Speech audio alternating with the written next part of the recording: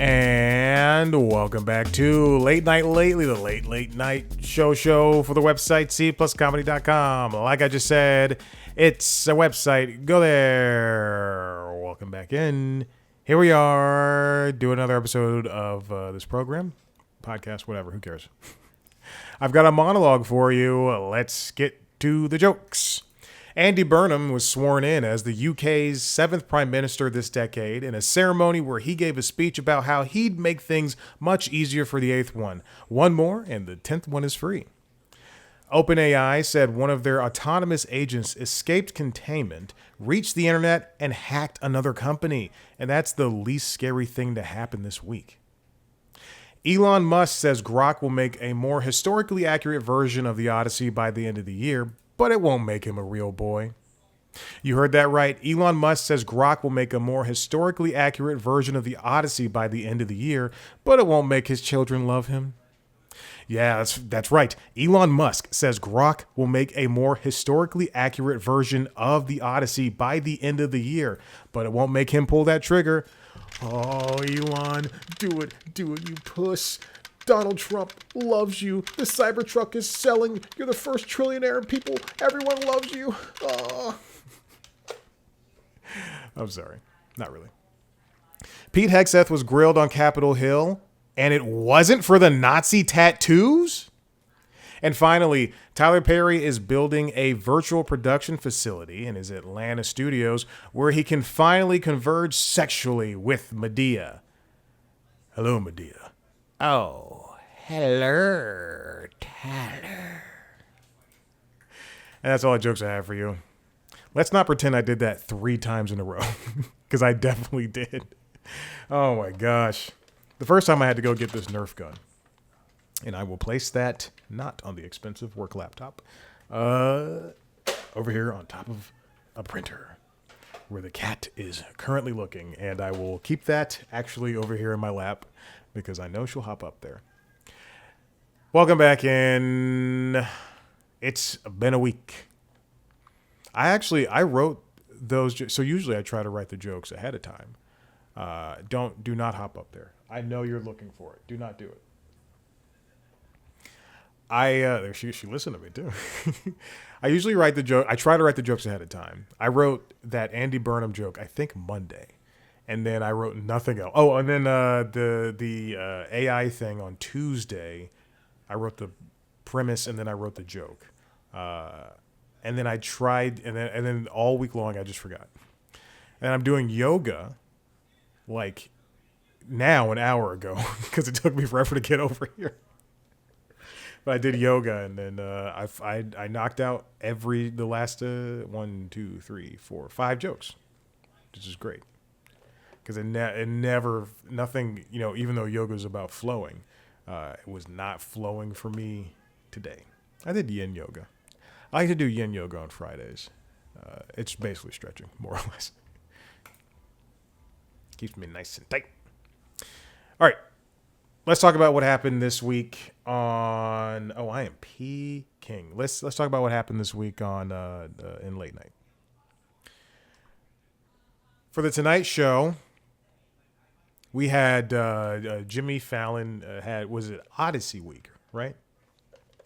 Oh no, Odyssey Week was last week. He had a continued Odyssey Week this week, but he had Kevin Hart and DJ Khaled. I still don't know why DJ Khaled was there. I did not watch his interview. Quite frankly, I turned it off after Kevin Hart. and obviously, yes, everybody knows I watch it on when I record these shows and I watch it on YouTube TV. That's very true. I want to give them those views. Then they also had a Travis Scott, who was in The Odyssey, and Drew Brees. But they also had this thing, which was a Battle of the Instant Songwriters, which was something that I didn't know what was happening at the time. But I guess it was nice to see that, these people had this talent.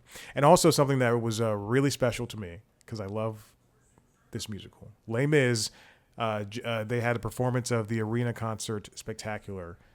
It's an anniversary.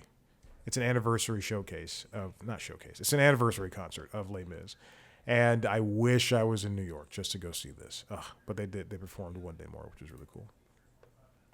Shania Twain stopped by, and she performed a song as well. She's looking as good as ever. John Leguizamo was there. I just came out of a showing of Just. It was like 4 hours ago. I saw The Odyssey. That you'll have to listen to the Constitutionals podcast for my thoughts. Let's just say I did not see it in 70 millimeter IMAX, but I did see it in 70 millimeter.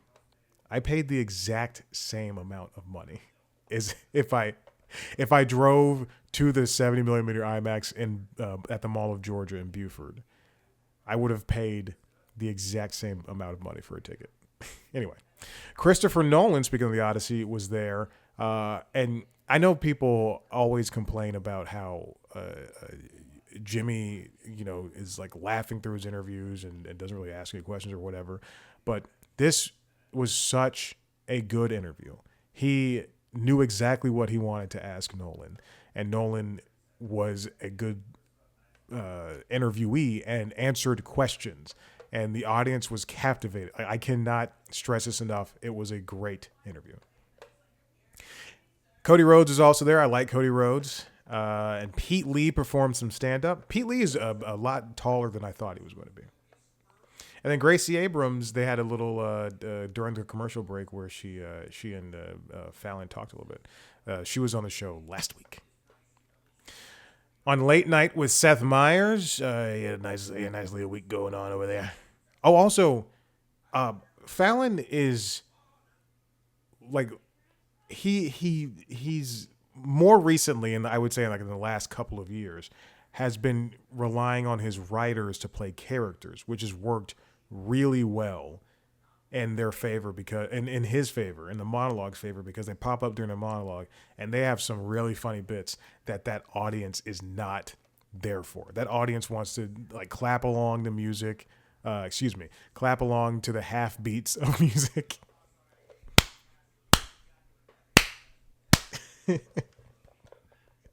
And I don't know, and win prizes or whatever. But man, Fallon's writers are so funny when they pop up, and I don't know their names. I wish they were put on IMDb. I don't know their names because I'm always looking. Every single time one of them pops up, I go to IMDb and I'm like, who are these people?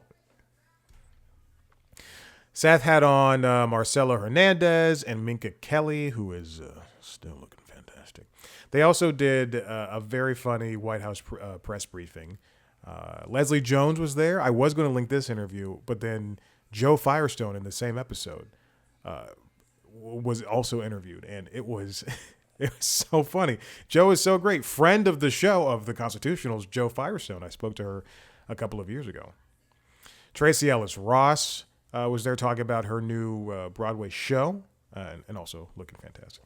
Luke Evans, I'm a horn dog. Luke Evans was there talking about the Rocky Horror. I was like, why is Luke Evans there? And then Seth said Rocky Horror, and I just went, ugh, I hate Rocky Horror. I despise it. We had a couple of closer looks. James Norton, Rosie O'Donnell, close out the week.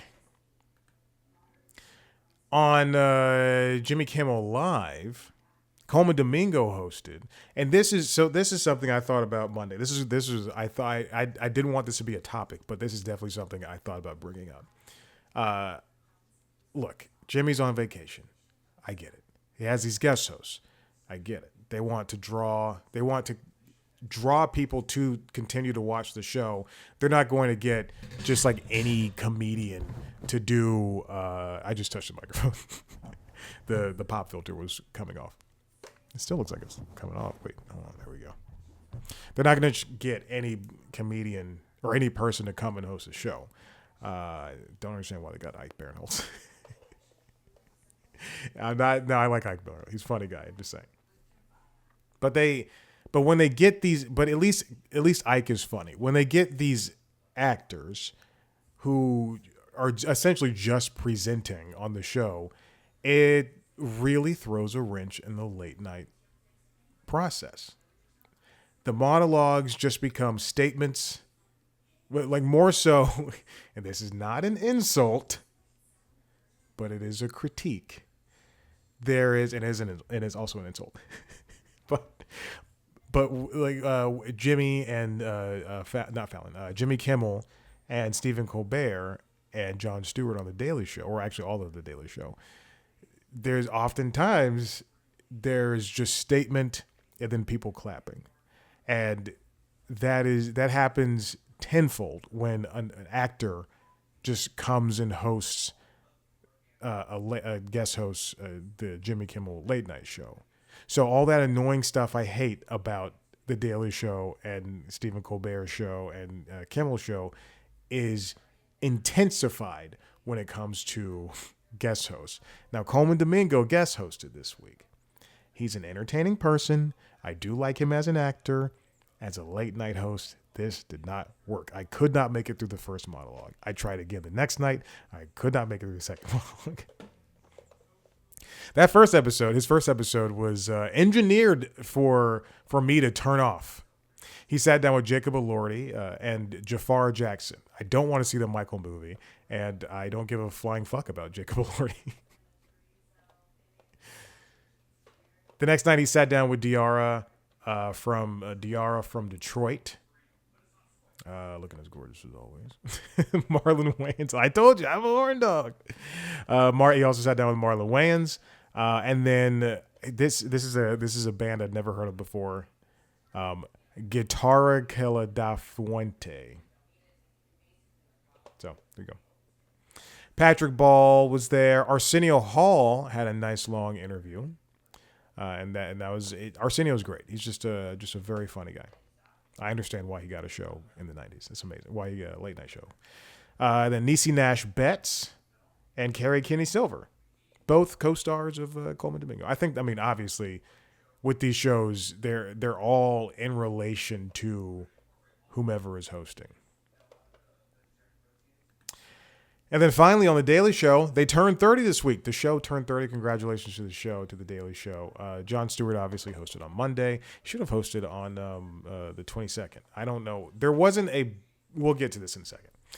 He sat down with Ben Wickler, and then Desi Lydic hosted the rest of the week with guests like Megan Rapinoe. I believe she has a new podcast. And then Carolina Wiedra from Pluribus, and Elliot Page from The Odyssey. It's a short interview. Oh, because of this quote-unquote celebration. Josh Johnson sat down with these crazy people talking about Stargate, which they believe. And Leslie Jones did an opinion piece about right-wing racism. Just another week of The Daily Show, which is unfortunate because The Daily Show did turn 30 this week. And the way they celebrated was with a compilation video that took up half the episode. Which, I'm glad that they celebrated in a way that looked back at all of the 30 years, but as a compilation video. And I feel as though it could have, something else could have been done. This video could have just been put on the internet, but it's just clips from episodes dating all the way back to Craig Kilborn, which is nothing, but still, I feel like something could have been done about like a true celebration of this show. But all in all, The Daily Show has been around, and it's really, for a long time, and it's really made its mark, not just in late night history, but in delivering real fake news. If you hear any clicking going about, I'm messing with the barrel of his gun. In dealing with real fake news, which is, it's fascinating how this show, if you've ever seen any of the original Daily Show or Jon Stewart's early years, this show is more or less the same, but you can see how it's grown. I don't want to say up, but you can definitely see it because it's still the same humor, which works for the show, and also worked for Colbert's spinoff, and it also worked for Klepper's spinoff, and it also worked for Larry Wilmore's spinoff. Anyway, it was nice to see those early clips, and then to see the speed bump that was the post 9/11 show.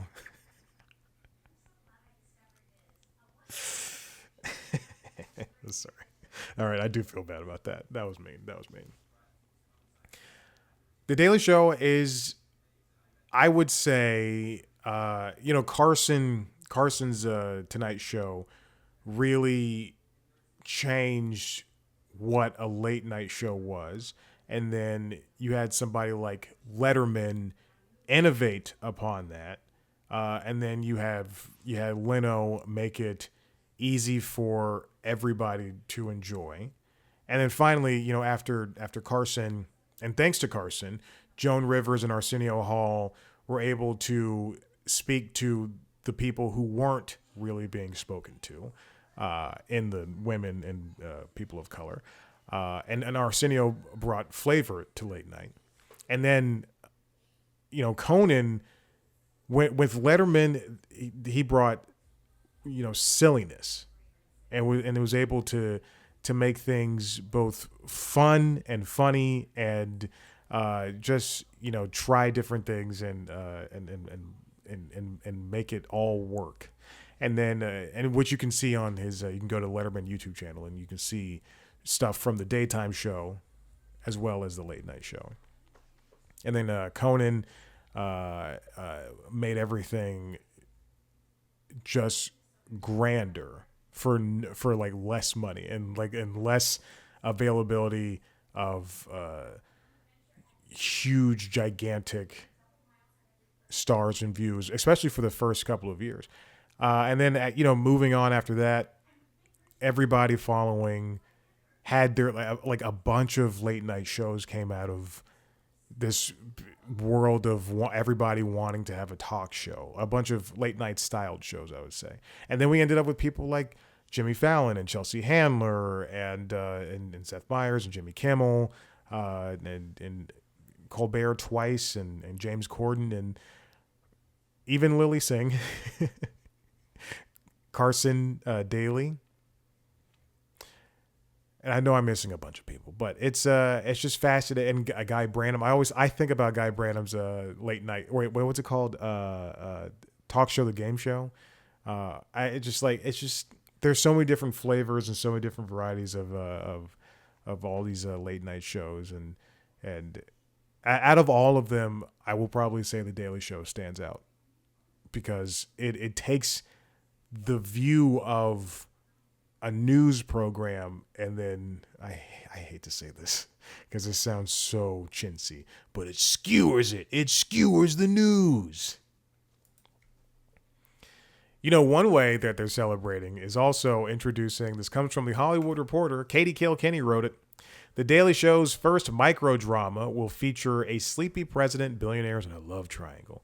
If you don't know what microdramas are, join the club, because I still don't understand what they are. But from what I can guess, is that they are vertical shows that you watch on your phone, and they're made for your phone, and they're, episodes, in quotes, are just little tiny bursts of content for you to enjoy. So it's like watching a season of a TV show in 2-minute spurts over the course of 10 episodes, because people can't pay attention to TV anymore. So this new show is called The Daily Show Presents Two Billionaires Fight to Dominate the Country, ellipses, and My Heart. The story is set to satirize both the state of U.S. politics as well as the vertical formats, which typically uses soap opera-esque plot lines, romance, and wild twists to keep viewers hooked. I didn't know what these vertical video things were. What is it called? Microdrama. I didn't know what a microdrama was until Issa Rae's production company was announced to have like a huge deal to make microdramas. And I just went, this is where we're going now. Here's the log line for the show, a show I will, again, never touch. When the president's beautiful daughter, Alonka, announces that her aging father wants to spend more of his Oval Office time, sleeping. Two filthy rich tech gods, Egon Husk and Jeff Davos, must compete to build a new AI president to help him run the country. But their lust for power and Ilanka leads to dangerously hot complications.